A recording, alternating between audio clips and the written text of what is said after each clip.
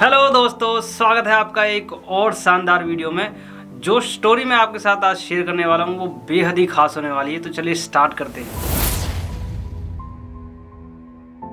एक बार एक राजा होता है और उसकी 4 रानियां होती हैं। तो वो चौथी रानी से सबसे ज़्यादा प्यार करता है। उसे हीरे जवाहरात और महंगे महंगे आभूषणों और मतलब बहुत ही तमाम अच्छे अच्छे कपड़ों से लादे रहता था और सबसे लजीजदार खाना उसको खिलाता था। लेकिन राजा अपनी तीसरी पत्नी से भी प्यार करता था और उसका आसपास के राज्यों में खूब बखान करता था कि वो तो मेरे लिए ये है, मैं उसके लिए वो हूँ। मतलब पूरी प्रजा में उसका बखान किए फिरता था। वह अपनी दूसरी पत्नी को भी चाहता था। वो उसकी हमराज थी। वो उसके साथ हमेशा सहानुभूति, धैर्य और बहुत ही अच्छे तरीके से रहती थी। वो हमेशा उससे इज्जत से पेश आती थी। तो जब भी राजा को कोई परेशानी होती थी तो वो रानी को बताता था और रानी उसका हल बताती थी।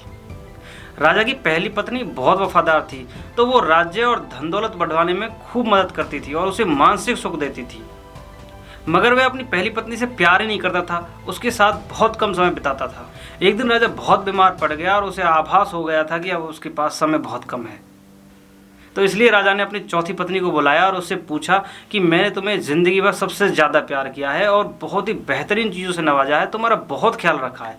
अब जब मैं मरने जा रहा हूँ तो क्या तुम मेरा साथ देने चलोगी?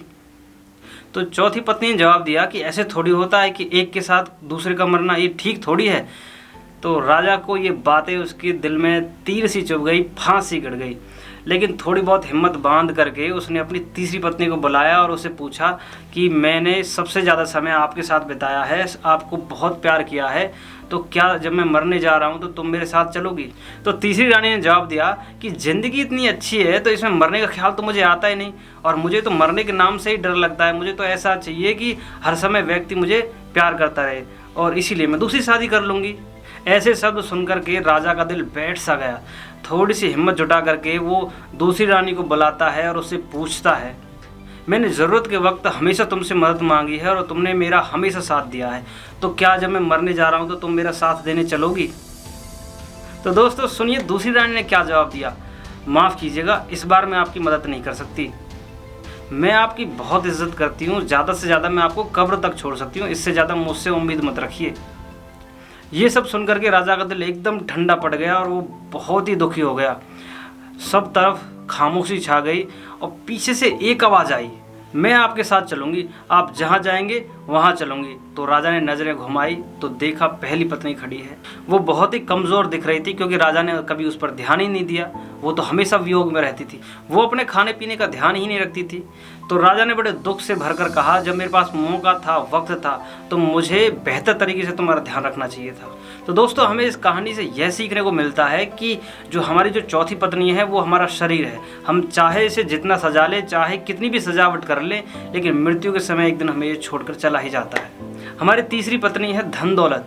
हम चाहे इसे जितना प्यार करें, लेकिन जब हम इस दुनिया से चले जाते हैं तो ये औरों को मिल जाती है। हमारी दूसरी पत्नी है हमारा परिवार और समाज। वो चाहे हमारा साथ जितना दे, वो ज़्यादा से ज़्यादा शमशान तक आ सकते हैं, उससे आगे नहीं। हमारी पहली पत्नी है हमारी आत्मा।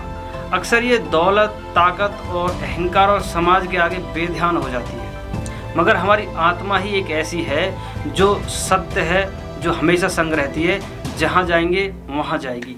तो इसे उपजाऊ और ताकतवर बनाएं और हमेशा इसका ख्याल रखें, क्योंकि यही हमारी ज़िंदगी का सबसे बड़ा तोहफ़ा है। आपने इस वीडियो से क्या लर्निंग ली हमें कमेंट में ज़रूर बताएं, और अगर आप इस वीडियो को पहली बार देख रहे हैं तो चैनल को सब्सक्राइब और बेल आइकन को प्रेस कर लें, ताकि फ्यूचर में हमारी कोई भी वीडियो आपसे मिस ना हो। मिलता हूँ आपसे नेक्स्ट वीडियो में, तब तक खुश रहिए, खुशियाँ बांटते रहिए। जय हिंद, वंदे मातरम।